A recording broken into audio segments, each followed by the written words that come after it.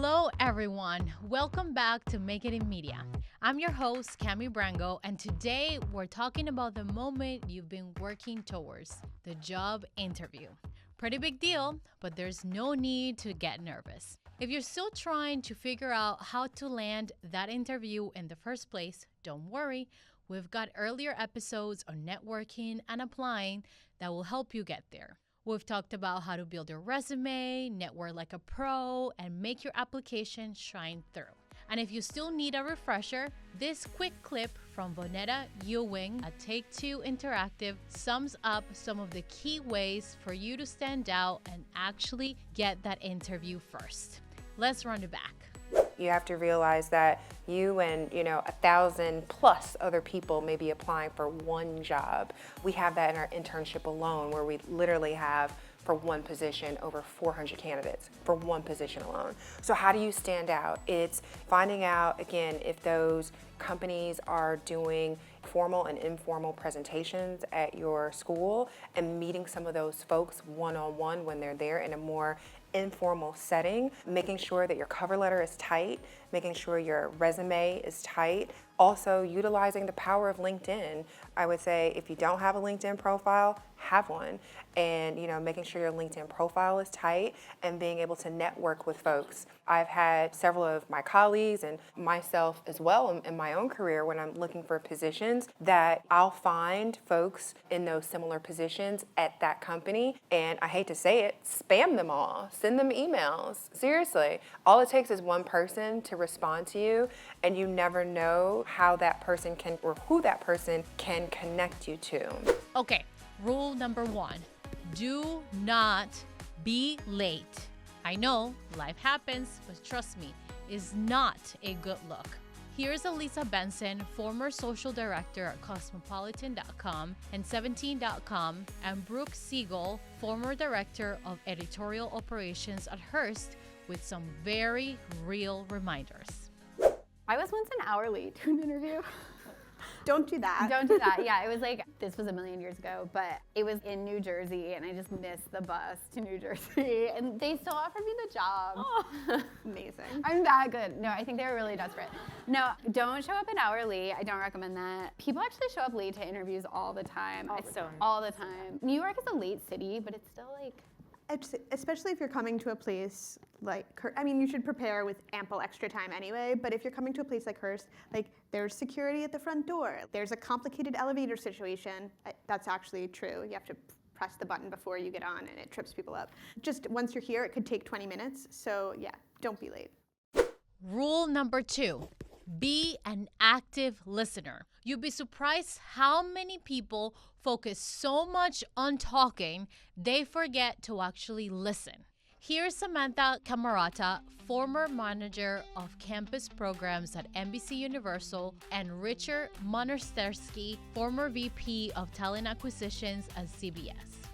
I would say be an active listener. I think a lot of people suffer from the disease of you're so nervous about giving a good handshake that you don't pay attention to someone's name when you're meeting them. So just pay attention, ask questions, be active in the conversation, or, if they're reading a laundry list of things that they expect you to do, ask questions about it or relate it back to things you've done. Just find an in to break up that conversation.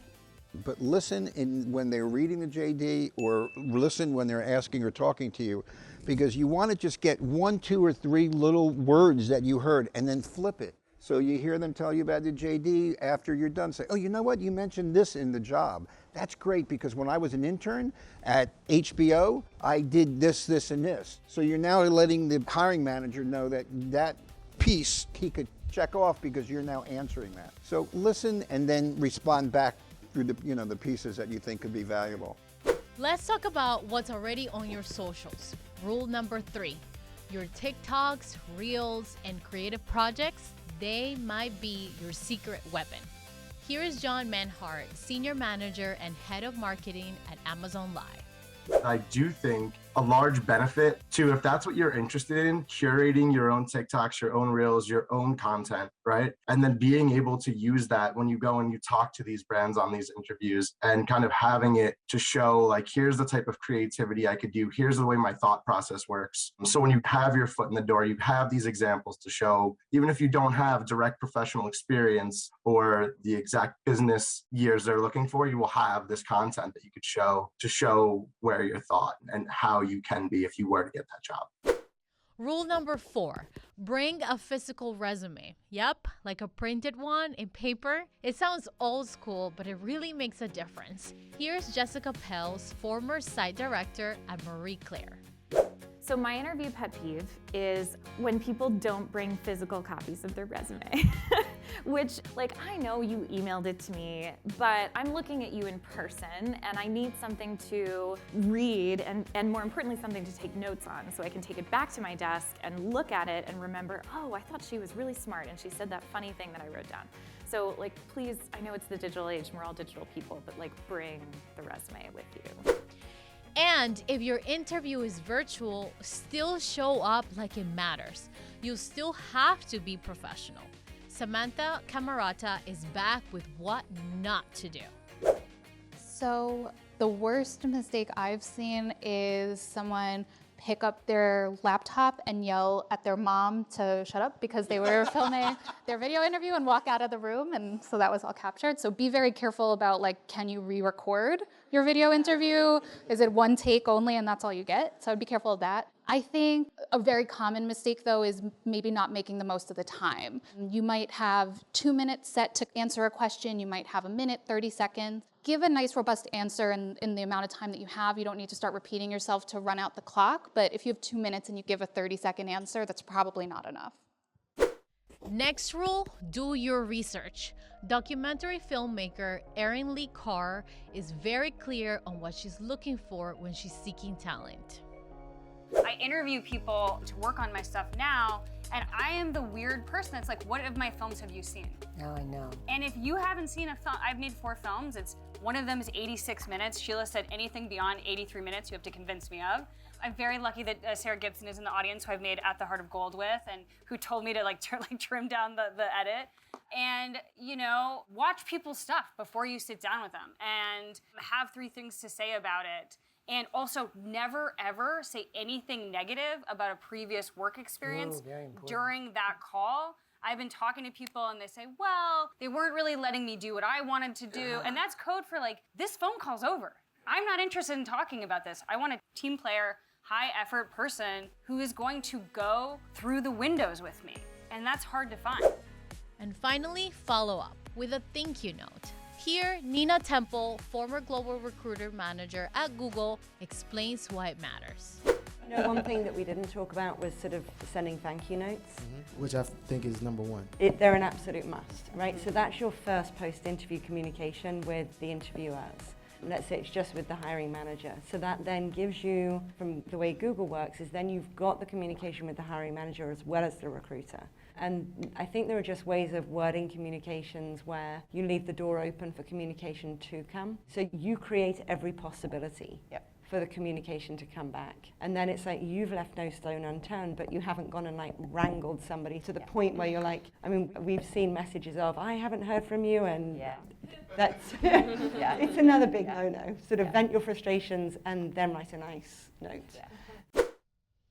All right, let's pause for a second. Because getting the interview, that's already a win.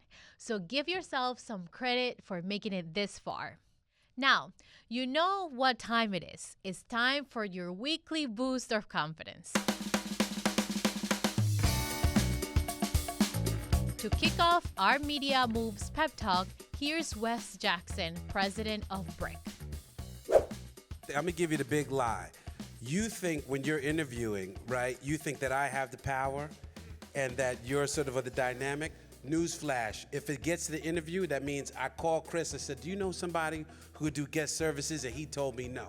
I asked for the hookup, and then I had to post it, right, in committee. So I'm actually, you think about it, I'm looking, right? So I'm deficient. I need somebody like that, or the system says like, I need somebody at guest services. So I'm trying to puff up in here, but I need you.